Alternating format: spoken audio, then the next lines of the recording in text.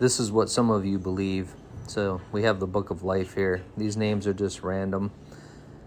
But you believe that at the moment of belief, placing your full faith in Christ for your salvation, that you're saved. So then the Lord writes your name in here. Let's say Tom. Say Tom Horsley. And then Tom here, all the angels in heaven rejoice. There's praise and there's partying in heaven because Tom Horsley has come to a saving faith and his soul is saved. And then the next day, Tom struggles with sin. Oh, never mind. Tom sinned. Let's go ahead and blot his name out. Tom wasn't good enough, even though he wasn't good enough in the first place. But wait a minute. Tom said he was sorry. Okay, so Tom sinned, so he took his name out, but now he said he's sorry.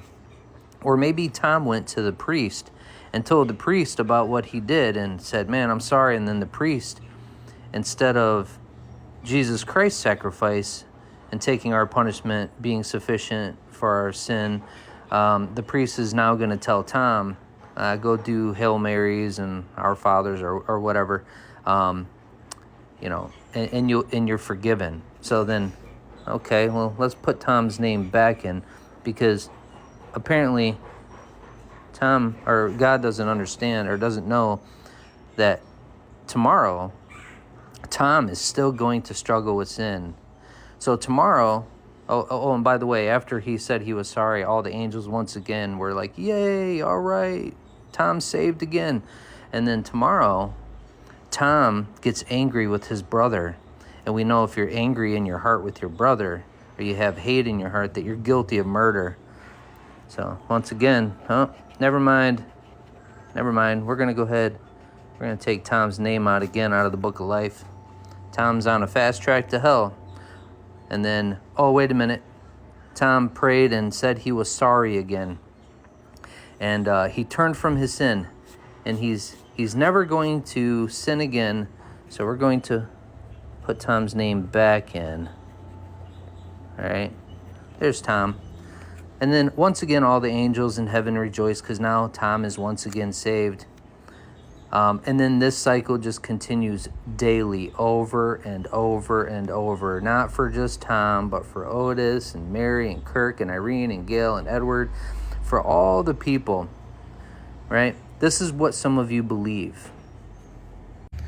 And you believe it so much that you argue and you come on and you tell people that they can lose their salvation if they struggle with sin, or if they sin, or if you're Catholic, you tell them, well, if it's a mortal sin, okay, even though the Bible is clear, if you've sinned once, you're guilty of breaking the entirety of the law. So I just did a video on this recently, but I'm going to use this in this video as well. So Revelation chapter 3 verse 5, I want you to see it says, all who are victorious will be clothed in white. I will never erase their names from the book of life, but I will announce before my Father and his angels that they are mine. Who are victorious? We are victorious who have placed our full faith in Christ alone for our salvation. Our faith has allowed us to overcome the world. Hallelujah.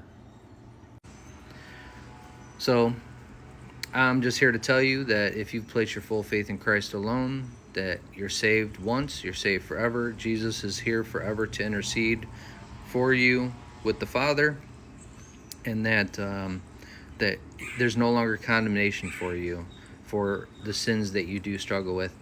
And as you go through your life, allow the Holy Spirit to work through you, to sanctify you, to correct you, and try to live a righteous, holy life.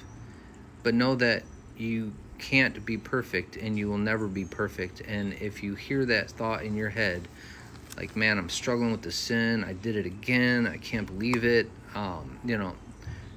just at that moment, thank Jesus. Say, I don't deserve what you gave me, and I'm so thankful that you love me anyways, and that you died on that cross for me. So anytime you're feeling that way, thank the Lord. Give him glory and praise. All right. God bless. I hope this helped put things in perspective. Go in peace.